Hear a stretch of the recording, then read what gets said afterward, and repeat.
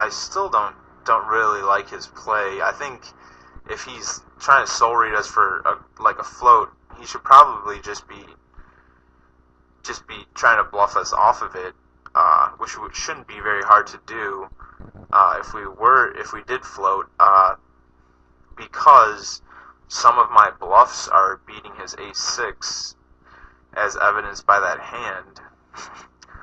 So he goes and calls 3/4 pot with an inferior hand when I'm bluffing, which is pretty funny. Then he check min raises his flop. I just peel. I'm not sure. It's $8. It's an $8 peel on an ace high flop. Where I don't really have to be taking it away from him too much on a turn or a river to be showing a profit there. He gave me a pretty cheap price to try to outplay him on a later street, and also I didn't really want to let him just check min raise everything and have me fold all the time. So I went ahead and just peeled to his min raise, and then he bet pretty quickly on the turn, and I just folded it, which is a better strategy in his shoes for taking me away from my floats. Just go ahead and bet, and then you get me to fold. Instead of checking and calling with a pretty weak hand. And then I go ahead and defend 3-5 suited for whatever reason, because my perceived defending range, I think, is a lot different than what he we know what he perceives my defending range as. Probably is a lot of low broadways, 8-9 suited, decent hands, stuff like that. He can't really see the 3-5 coming, and we can represent a decent amount. And on that type of flop that we saw, like Jack-8 deuce suited, with my perceived range and against a lot of other opponents, I would not mind just check raise, bluffing the flop, expecting to pick it up a ton with zero equity, 3-5, complete airball in the pot. But this guy just really doesn't look like he wants to ever fold, so I actually should not be defending 3-5 suited there, and I think playing a lot more straightforward. And as I say, play straightforward, I go ahead and decide to lead on this flop, which I really don't think is bad. I think he's got a ton of hands that he just has to. Give up on, but. I mean, he also is not really folding at all, so, and I don't even have a backdoor hard draw or, a gutter to, like, a nice straight or something like that. I don't really actually like my flop lead at all. Once I hit the queen on the turn, even though it's a queen of spades, I think that I have to just be betting and planning on betting the river. When he doesn't raise on the turn, I'm pretty sure that he doesn't have a flush, and my queen is more than likely best. And I think we get paid off pretty light here because, we have a pretty disguised hand. And what did he have? 3-5. So he looked us up really lightly there, which I guess was kind of the right play since we were just leading at him with trash. But I don't really like calling down 3 streets with that because I'm not going to be bluffing 3 streets into you there, really.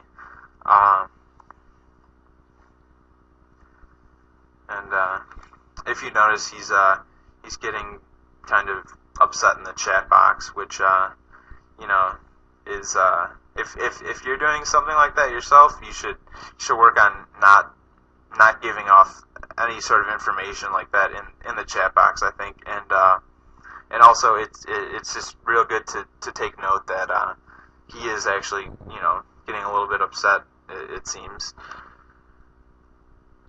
And this hand, I guess, is pretty dumb. I just go ahead and decide to raise and have some sort of misclick fold equity because we're obviously sharing the nuts. And he just calls me, which I guess is fine. And we chop it up. I guess I sucked out on him. He had an ace.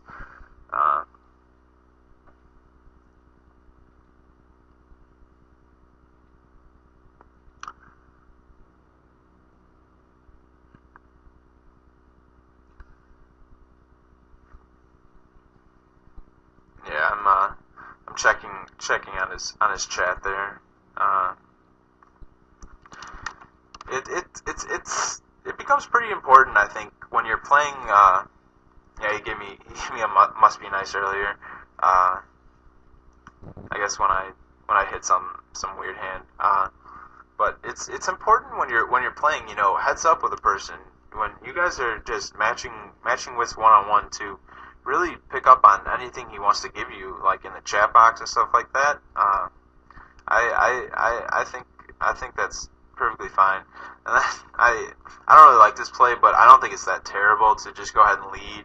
I think he just has to fold, non ace x, king x, hands, spade or spades. I think we can fold out, a good amount of his range. It's probably a profitable bluffing spot, but I don't really like it because this guy has not wanted to really fold lately at all, and he seems to actually be getting a little bit more, riled up or something like that.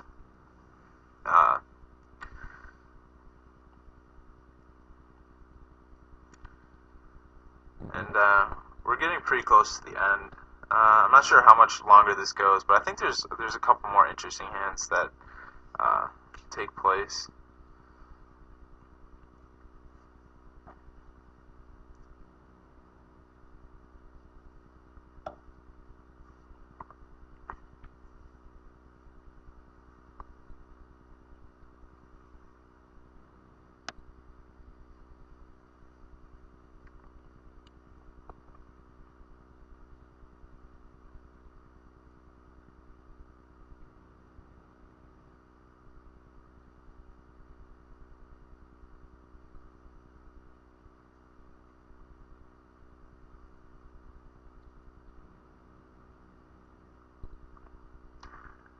And here I decided to, I think I 3-bet.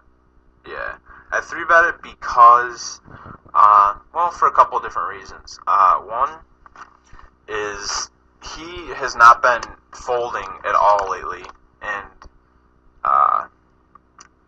when you're playing against people who don't fold at all, just go ahead and 3-bet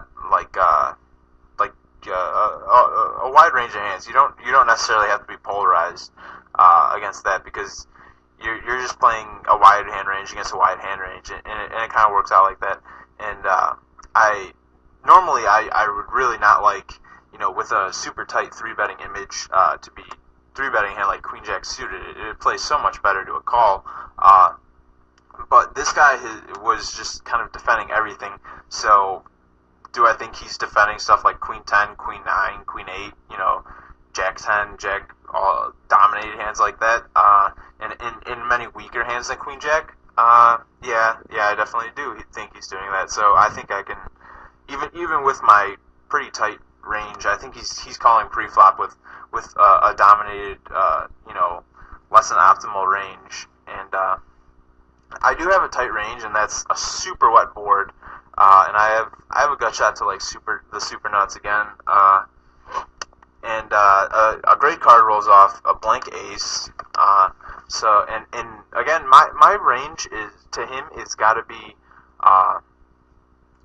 very, very, very tight and strong. Once again, weighted a lot towards, in his eyes, big pairs and big cards.